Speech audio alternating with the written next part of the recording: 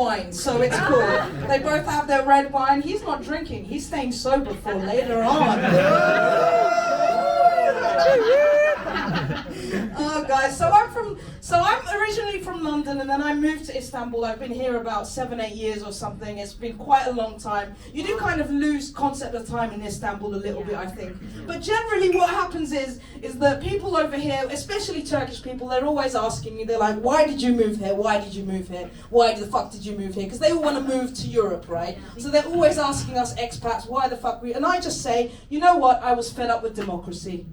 Let's go somewhere different, you know, where things are a little bit on the edge. You know what I mean? The thing is though, in most countries politics is fucked. I mean, in the UK, politics is also kind of fucked a little bit. We recently left Europe, which was ridiculous, and we currently have a prime minister called Boris Johnson. Now, does anyone know Boris Johnson? Oh God, like, what the hell is that guy about? He's absolutely crazy. He's ridiculous. But you know what? He has Turkish ancestors. Did you guys know this? So there we go, we have another Turkish man fucking up politics, but somewhere else, in the fucking UK. Oh man. Another reason that I came to Turkey, obviously, is for the food, and especially for the food, kokoreç. I love kokoreç. Exactly, give it up for kokoreç. Kokoreç is weird.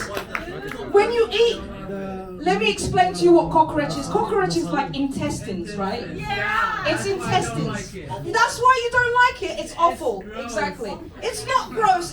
See, this is the thing. You can divide people into two. It's like sexual preference. It's like there are people that love kokoreç, right? And there are people that hate kokoreç, like this guy, who will not put it near their mouths at all. But I absolutely love it. But obviously that's not the reason that I came over to Turkey. The reason I came over to Turkey from London was I was kind of, you know, people from like Northern Europe know what I'm talking about. It's kind of cold and dark most of the time, and you know, it does kind of like, you know, I like the sunshine, do you know what I mean? Like, I want it to be a bit more brighter.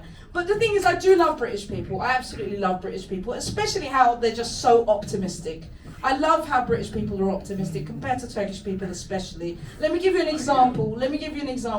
In the UK, you can go into any chemist anywhere, right, in the UK, in the whole of the UK, and they will sell sun cream. There's no sun, okay? Right, but they sell it anyway, just in case it fucking comes out, right? It does sometimes in August.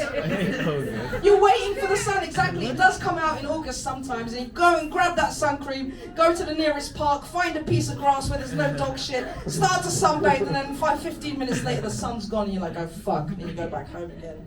Another thing I really miss is apologising. Apologising was a big part of my life living in the UK. You know, when in the UK, when you leave your house, you spend half of your day apologising for your existence. You know, you're like, sorry.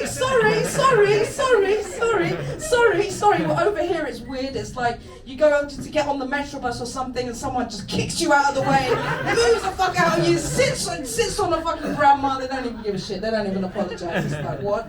Whereas in London, like, you just like feel the wind of someone going past you, and they immediately apologise for existing. So that is something that I definitely absolutely miss. I mean, I grew up in London, and when I was in London, I was obviously I was different because my parents were Turkish, right? And over here, I'm different because I grew up in the UK. So it's like I'm always, you know, like it's difficult. So congratulations on. Let's give a clap for the breaking of the glass. It's traditional, you have to do that.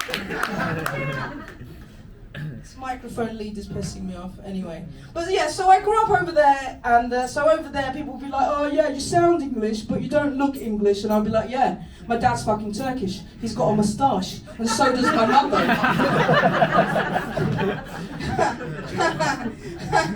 Exactly. I mean, the British people, I think British people are a little bit scared of the Turkish people in London or in the UK. I don't know about the rest of the UK, but I think they are a little bit, because what happens is, you know, like, you know, we were talking about kebabs, right? And in the UK, most people, they will go out to drink, they'll go to the pub, and then they'll come out of the pub, and the last thing that's open is the kebab shop. And that's the last place they can go to have something to eat. And generally what happens is a lot of Turkish people come over from Turkey, like, and they're freshly in the UK, and they can't really speak that much English, right?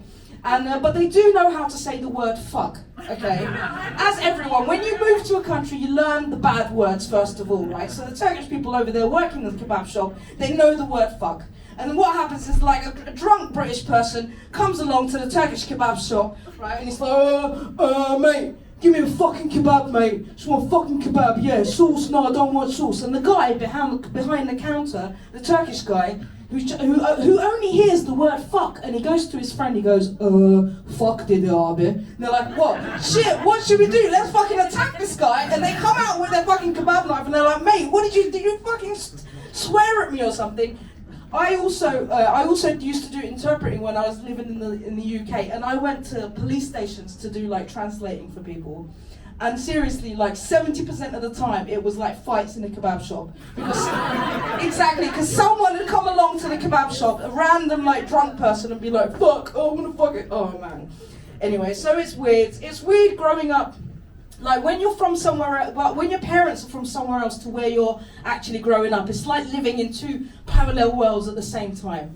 Like like I said, my parents were Turkish. My mum's side is actually from Cyprus. But anyway, so I went to quite a progressive like high school, and one of the people that were in my high school, which you probably recognise, which you probably know, it was Amy Winehouse. I went to like a cool kind of high school that was kind of like a performing arts school or whatever, and I would go home and my dad would be making lahmacun, and my mum would be listening to Ferdi Tayfur. Do you know what I mean? Like you step outside, you're in one world, you go back home, you're in a totally different world.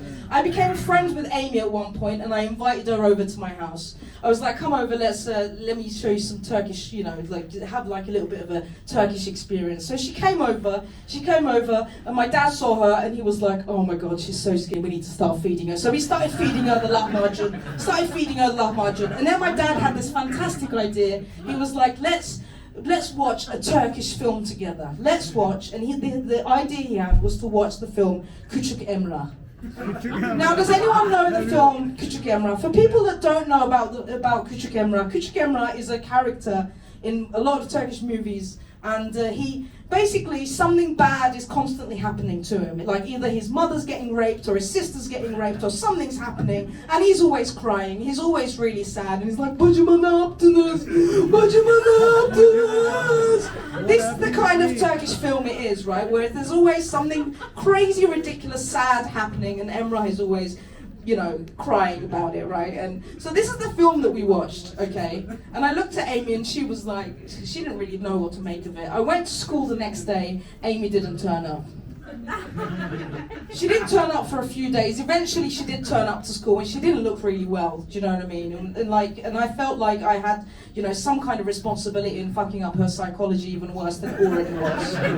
And we were like, Amy, look, you really need to go to rehab. But we all know what she said. No. That's my story. That's my story about it. Anyway.